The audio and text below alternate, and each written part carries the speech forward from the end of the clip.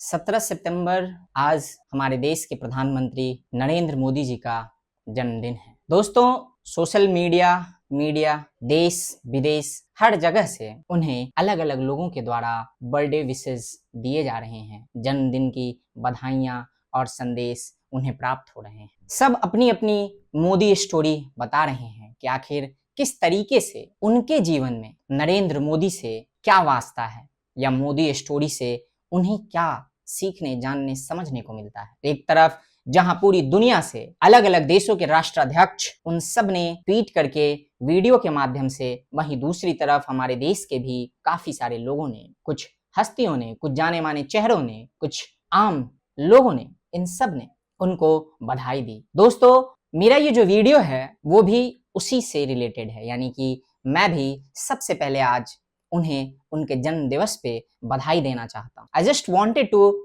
से कि Narendra Modi ji, wishing you a very happy birthday and I hope and pray that you keep working as the prime minister of this country at least 1 decade more. की कहानी भी मैं बताऊंगा। दोस्तों, मैं जानता हूं कि इस वीडियो के बाद कई सारे लोग कमेंट में अनाप शनाप बोलने भी पहुंच जाएंगे या हो सकता है कुछ को बुरा भी लगे, लेकिन मैं अपनी मोदी स्टोरी के बारे में बात करूंगा कि how I got affected, or we can say how I got impacted by this person, what change he has brought in me।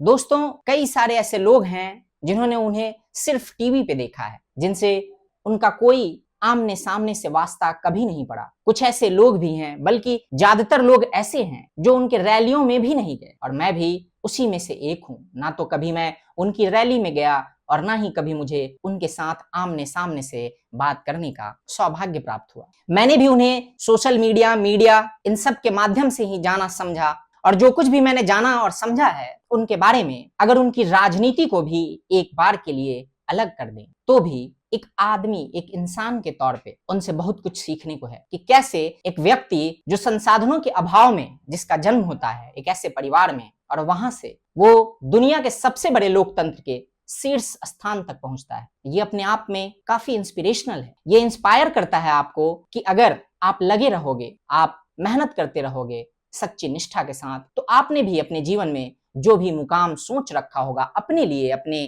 जानने वालों के लिए, अपने परिवार के लिए, वो प्राप्त कर सकते हो। हालांकि मोदी जी का इस सिलसिले में कोई इंटरकनेक्शन नहीं है। वो इसलिए क्योंकि उन्होंने जो कुछ भी किया उसमें कभी भी उन्होंने अपने परिवार को ऊपर उठाने का प्रयास नहीं किया। उन्होंने हमेशा अपने देश को परिवार मान के देश को ऊपर उठाने के लिए ही वो काम करते रहे हैं। मुझे या मैं कैसे मोदी स्टोरी से इंपैक्टेड हूं, प्रभावित हूं, या कैसे मुझे मोदी स्टोरी ने इंस्पायर या मोटिवेट किया है, वो ये कि मैंने उनसे सिर्फ ये सीखा है कि चाहे दुनिया आपके बारे में कुछ भी कहते रहे, चाहे आपको नीचे गिराने वाले कितना भी प्रयासरत रहें, लेकिन अगर आपकी नीति नियति सही है, सच्ची है, और मकसद आपके आंखों में है, जो गोल आपने सोच रखा है, अगर उसे पाने की आपकी लालसा है और अगर आप लगे रहते हैं, तो आप जरूर उस मुकाम को हासिल कर सकते हैं और करते हैं। बस इसी सोच के साथ मैं और मेरे जैसे कितने ऐसे लोग हैं, न सिर्फ देश में बल्कि पूरी दुनिया में, जो इसी इंस्पिरेशन के साथ, इसी मोटिवेशन के साथ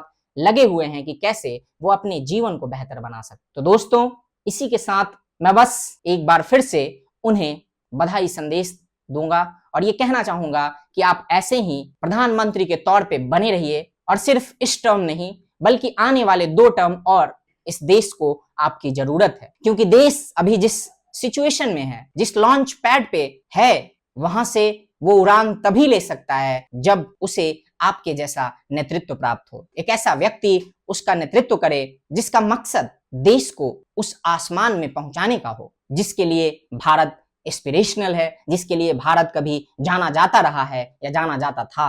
So friends, if you wanted our glory to be back, if you wanted our nation to be great again, so I think, and not only me, there are people like me who think that Narendra Modi should keep on continuing as a prime minister of this country for at least 1 more decade। बाकी दोस्तों, इसी के साथ जय हिंद, जय भारत, नमस्कार।